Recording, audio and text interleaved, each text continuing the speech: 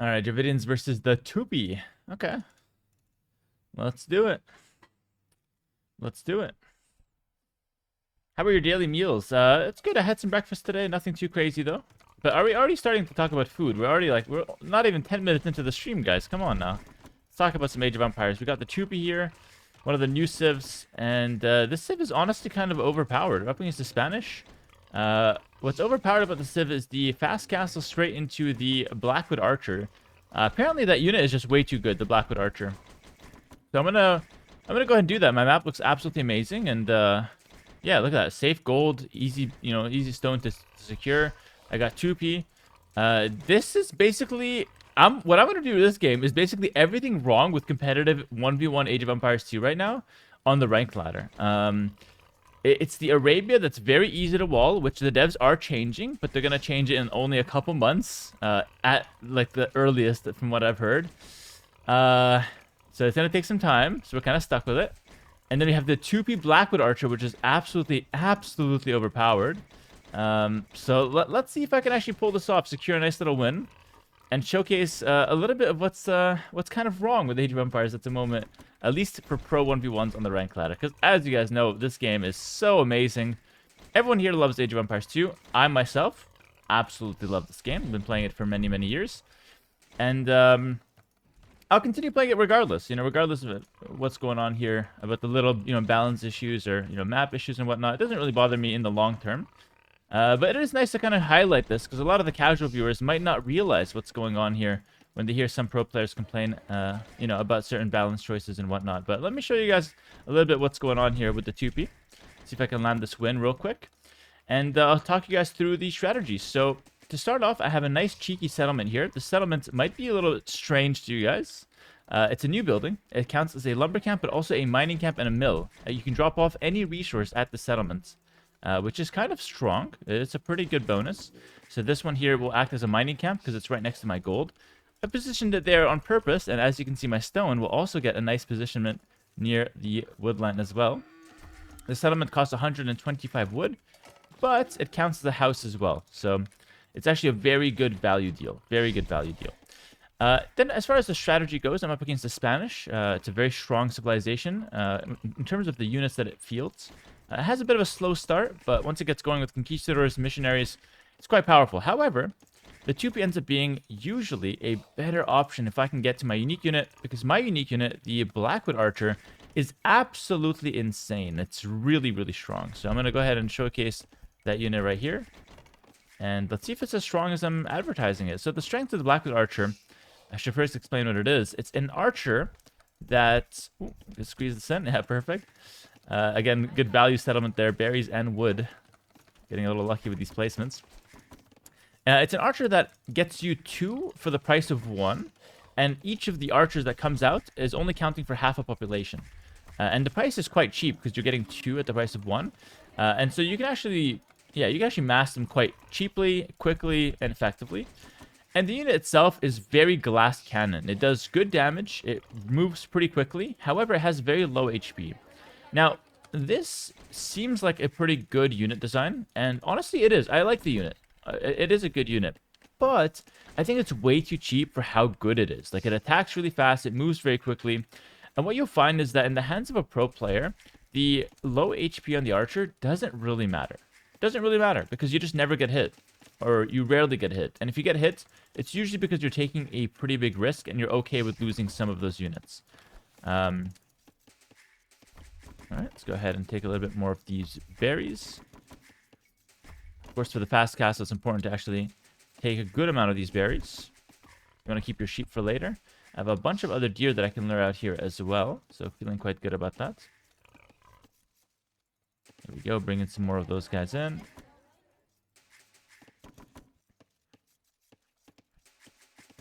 Alright, and then as far as for the number of villages that I need, I think I can probably do it with 23 or 20. Yeah, probably 23 villas is good enough. I don't need that much more wood because I just need one more settlement on the stone, and that's pretty much it. So I'll just do like, wait, 1 or 2 more villas, and I'll be up in no time. There we go, get that set up. I'll lure 1 or 2 more deer from up here, which is quite nice. And another neutral pile. And I think I can go up after this one. I might get Loom just to play it a little safe here. I think Loom is solid. You could garrison into your settlements, but just to play it a little safe, I'll go ahead and pick up the Loom. And I'll make the settlement on, I guess on this side. And then we'll go up. Cool. So I'll throw 5 bills onto that stone pile. They can gather me a little bit of stone here as I continue to develop. I have a good amount of food. I'm looking to go with a market blacksmith up to the next stage. And then I'm just going to be able to quickly shoot up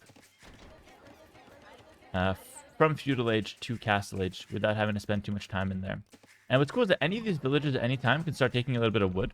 So if I feel myself missing a little bit of wood, I can just take like a bill off berries, take a little bit of wood. I'm feeling myself missing a little bit of gold, actually. So I'm going to take a couple of bills off wood, send them over to the gold. Really key part of the strategy is having those settlements. And again, I could garrison into those settlements whenever I need to. At this point, my strategy might be a little obvious. Let's take a couple off of these berries just to make 1 or 2 trips with the wood. And at this point, he scouts my stone. So he knows what I'm doing. Question is, can he stop it? The resources are so close to my town center. Plus, I have the settlements where I can garrison into them. And so I feel pretty confident that I should be able to defend anything he throws my way. But I'm interested to see what he can do. Let's wall this side just to have some kind of defense. I can wall this a little bit. Because I can garrison, but I mean, if I can have some defense without garrisoning, it's usually quite, quite solid. And here we go, up to next stage. So I'll use 3 villagers from my food area, market, and then blacksmith. I can afford both of these quite nicely. Make a little palisade wall there. So I'm just defending myself a little bit here. Nothing's too exposed as well, because again, I can garrison my settlement, so no matter where he attacks, I'll have some kind of defense at least. And these guys can go to the gold or the wood afterwards. And I can scout my opponent's base. So honestly, I am in an amazing position here. Like, this is an absolutely fantastic position. Here comes some pressure. Let's use the garrisoning that we talked about here. It's kind of like a Khmer house, but it's the settlement.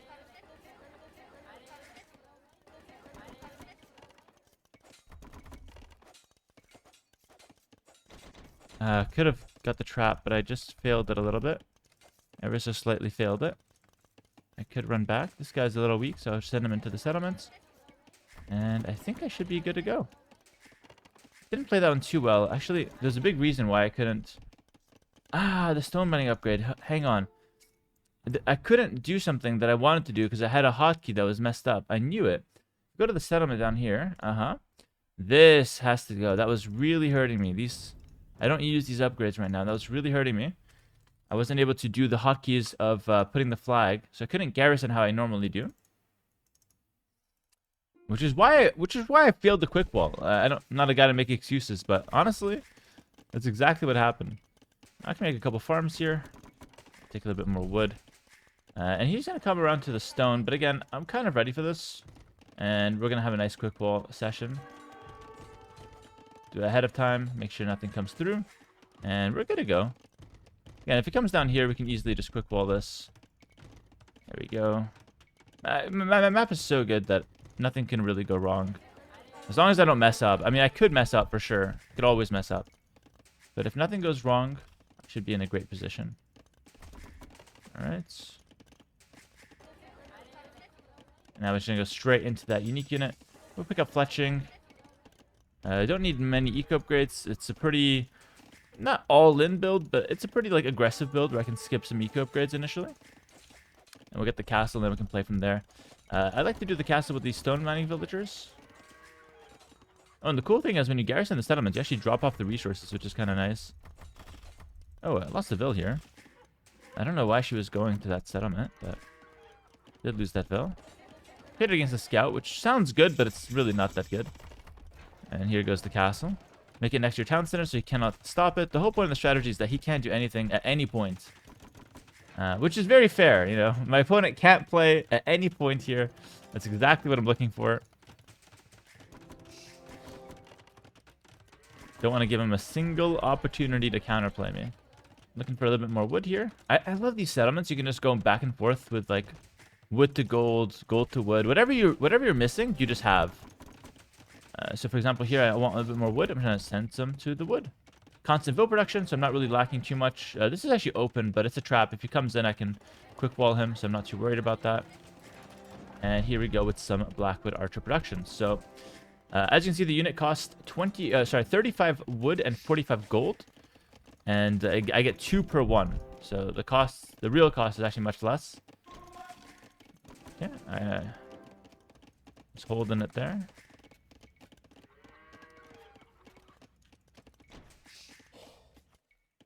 Go straight across the map. Oh, my champion was AFK the whole time. Wow. That guy's lazy. Take some of these berries. Still have access to them, which is nice. Now we can move out. And looks like my opponent might be stonewalled. Definitely a smart reaction here. Like, that's exactly how you want to play this. Without stonewalls, he could be in a bit of a tough situation. This is actually not walled if I kill that palisade wall, so... Definitely start attacking this. Let's get a monastery, just in case I don't break in. I want to have a decent economy behind it. And here I can actually pick up Bidax as well. Bodkin arrow would be nice, though. Bodkin arrow would be nice. It's in a stone wall behind it. Makes sense. You can often just go for a petard as well, to really ensure that I can break in. I'll make 1 petard. And as you can see, I'm massing these guys so quickly because I get a little 2 for 1 deal on every unit. Just solid. A little bit more gold is needed. I'll make a monk. Gotta pick up some relics as well. Oh, he lost the Vilp. Gotta be careful. Petard is on its way. We will break in through here. Petard will just go straight for that stone wall. Beautiful. And I'm gonna pretend like I'm looking around. Because the petard already breaks this, so I'll pretend I'm hitting this house, but really I want that stone wall. But I'm pretending to hit the house so he thinks that he doesn't need to react. Because, oh, he's hitting the house. But I'm actually going to go for that stone wall. Alright. Continue making my archer. I'm waiting for Bodkin there. I've got my wood upgrade on the way, which is quite nice. And this tower, see how he mistimed it? He thinks it's going to be for the house. But I'm going straight in through here. And he's not gonna hit that timing, will he? He just barely gets it.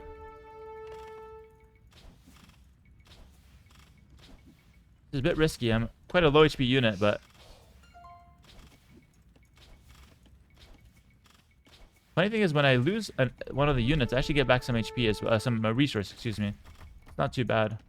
Didn't do as much damage as I wanted, so I'm gonna back up here.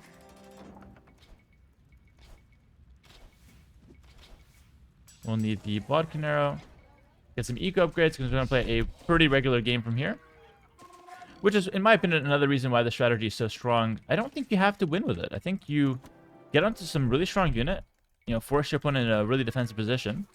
And then you play a semi-normal game from here. I can go for a workshop if I need to. I'm not sure if I really need to, though. I force so much damage from him. So much reaction.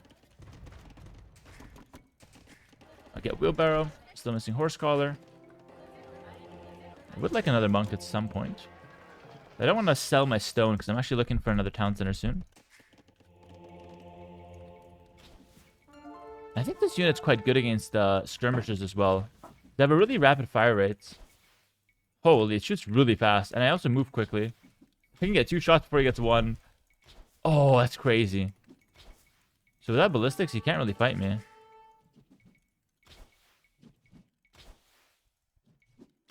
It's insane.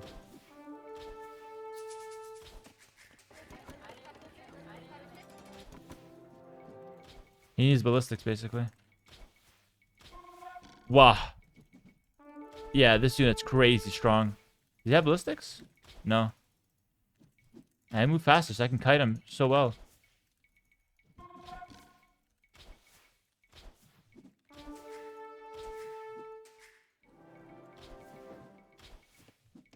Wow, this is the best unit to play with. This is the best unit to play with. It's insane. And he comes.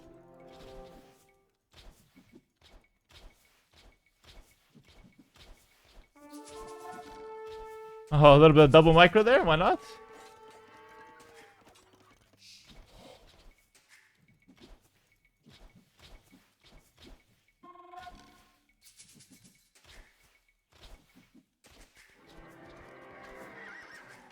Okay, nice.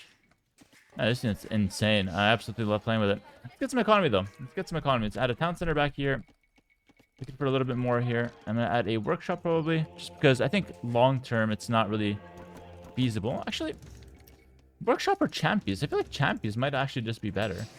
I don't have a barracks, but I can start adding them in. Oh, you even get herbal medicine, so you can probably heal them in the castle pretty quickly.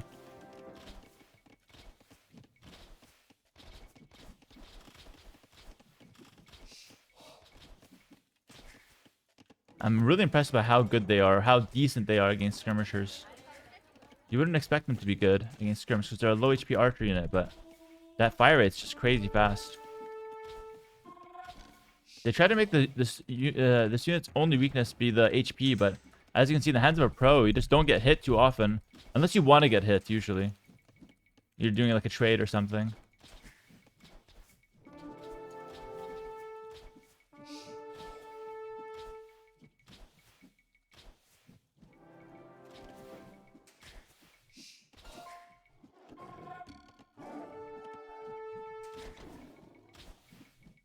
Oh, I think he got ballistics now because I'm getting hit a little bit more than intended. Unless he just got good shots there, I'm not sure. Actually, no, he doesn't have ballistics. I got hit a little bit more there for some reason. Shouldn't matter too much. Looking for more relics. He's got a university now, though. Okay. Start getting some more farms. I would like another town center. Right here is the perfect position. So far, so good. So far, so good.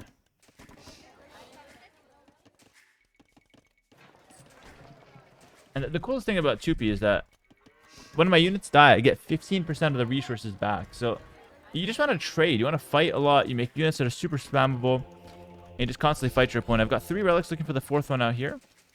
I'm looking for the 5th one down here.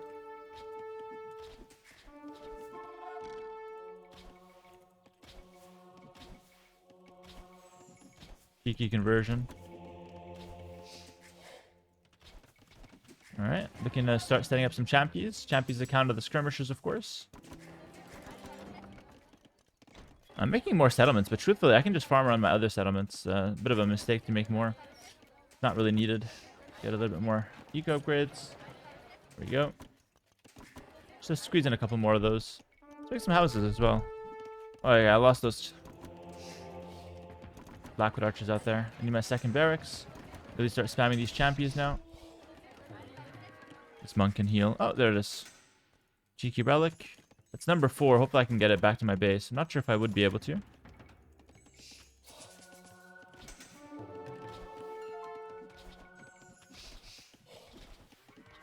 When he gets ballistics, I think he will counter me a little bit better.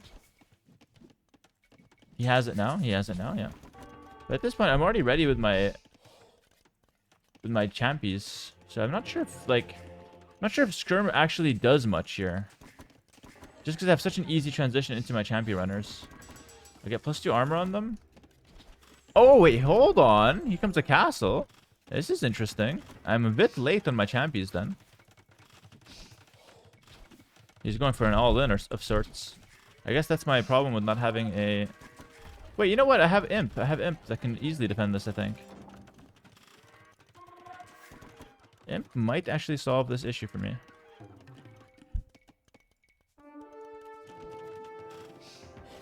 So, put a little hold on the champy. Let's go up to Imp. Is this walled all the way? Alright, we're up to Imp. And let's see if I can defend from Imp. He is probably working on a ramp push here. I don't know if I care too much about that. What I really care about is that my monastery is on the front. That sucks. I think I'll make a second castle. Not sure exactly where. On this hill sounds really promising, though. I think I'll still commit to more champions as well in the meantime. No reason not to make a couple. I think he sees this castle and he wants to go for it now. Yes, indeed. We're going to try to commit to this one all the way. Hopefully I'll be in time. Oh, I lost some of this Oh, I lost some of those Blackwood archers. Big time. Yeah, we'll have to watch out. This is a very risky situation. He's got a lot of stuff.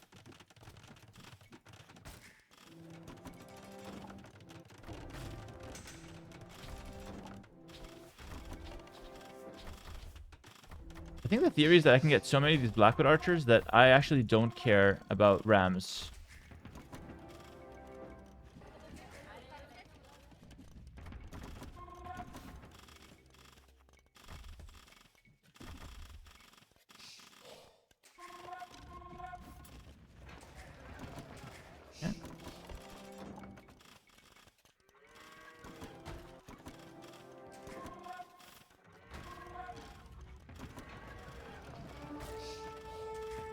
Oh, my relics. Yeah, my relics going down.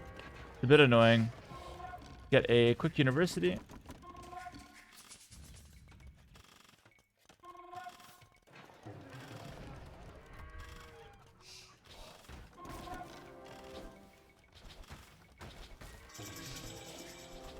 Am I right about that? Can you just get enough of these that you don't care about rams? I think so.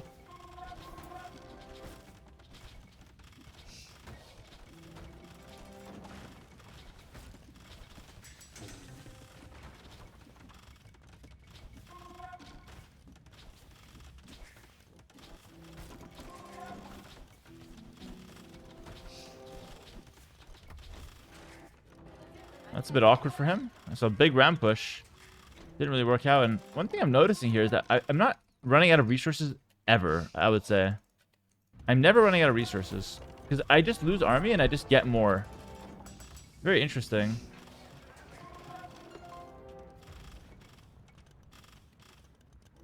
I start setting up some of those trebuchets now. Ram push was a decent idea. I think he's actually playing a great game, by the way. He did everything he had to do. He probably even played a little bit better than me, actually. Bring this guy back. I need a new monastery in the back. So I can start funneling those relics into it. Let's see if I can sneak that relic. Please, don't see it, don't see it. He didn't see it, nice. I think he's going to try to make another play on this castle. So I have to stay somewhat vigilant. Let me continue making a couple more champions. I can counterattack a little bit here with these guys. Like this villager is a bit exposed, for example.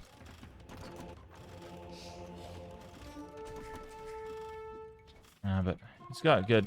He's watching well. Oh, they took half my HP. They are glass cannon. No matter how good they are glass cannon. Here he comes, here he comes, here he comes. Am I ready for this? I don't think that I am.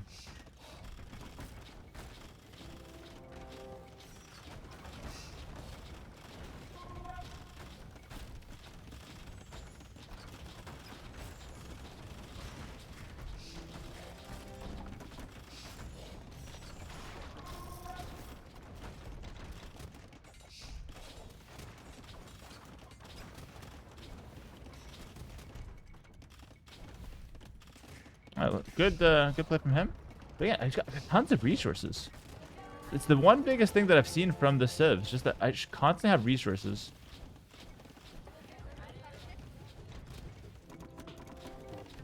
Alright, let's look for the elite upgrade. Actually, no, the poison damage. Dealing poison damage, I think is better than the elite upgrade. Although I think they recently buffed the elite upgrade. I have like more HP for my elites or something. Should be just melting straight through those. My relic that up here, okay. Add another town center. And let's get more trebs out. He's buying some time with those workshops, but I'm not too concerned about him. Holy, it's just crazy how strong these are. No elite either, just poison damage. No ballistics, have to get that up. It truly is very fun to play with, though. Oh, that conk died to poison damage, for example.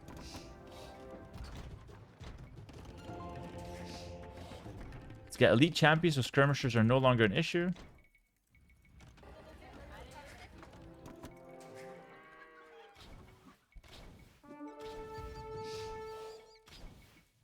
That guy died of poison. Damn. Insane unit, to be honest. Absolutely insane. So a lot of pros are calling for this unit to get nerfed. I think it might just need a cost increase. Maybe it's just a little too cheap. I like the fact that it plays really well. I like the fact that it's a really strong unit. But some pros are thinking it's a little too strong. So let me know what your thoughts in the comments, guys. I'm really curious to see. Because I think this might just be an issue for pro level. Not for like the average player or the intermediate ladder, just because the unit is a little hard to use. It is a glass cannon. That part is true. But I'm wondering if this strategy is an issue at lower levels as well. I'm not sure. Oh, here we go. Garrisoning and settlement is quite nice. Yeah, I think that's something else that pros are kind of calling for. And that the Civ shouldn't be able to garrison settlements. You cannot punish the fast castle. Certainly a lot of things to talk about here. But I'm just showcasing the strategy. And starting a little bit of a discussion maybe around this unit. That's a good place to start. And run back. I got the lead upgrade now on the way. So these guys are fully upgraded in terms of damage. Still very squishy though. Okay, here we go.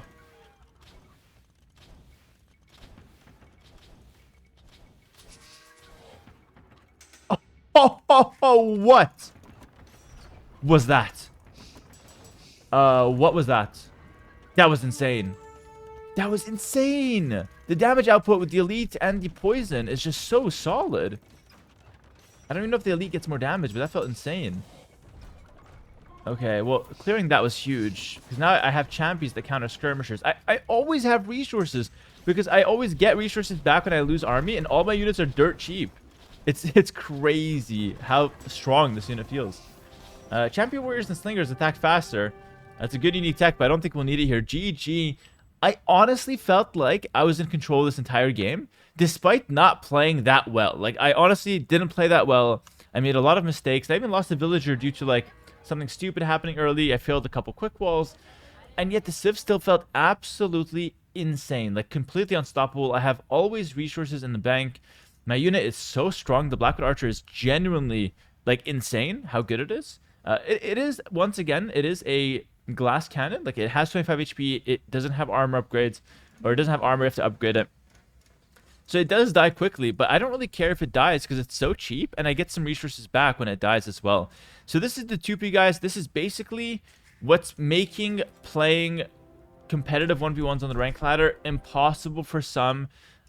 This strategy is very abusable right now. The Arabia makes it very easy to set up. Let me know your thoughts about this, guys. Let me know what you guys think the problem is. Let me know if you think there's a problem or if this feels balanced and fair and fun for you guys.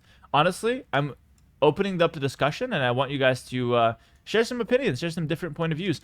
I can definitely see a world where this is only a problem in the hands of really strong players, because in the hands of low players or like beginner players, this unit might just run into mangonels and just die. It might just die to scorpions. It might just die to skirmishers with ballistics. The guy won't be watching and all of them go down. It does have some weaknesses, but in the hands of a pro, it feels a little overtuned for me. And some pros would even say it's way too overtuned. Let me know your thoughts in the comments, and I look forward to reading them. And maybe I'll make a follow-up video as well to continue the discussion. Thanks for watching. I'll see you guys in the next one. Peace.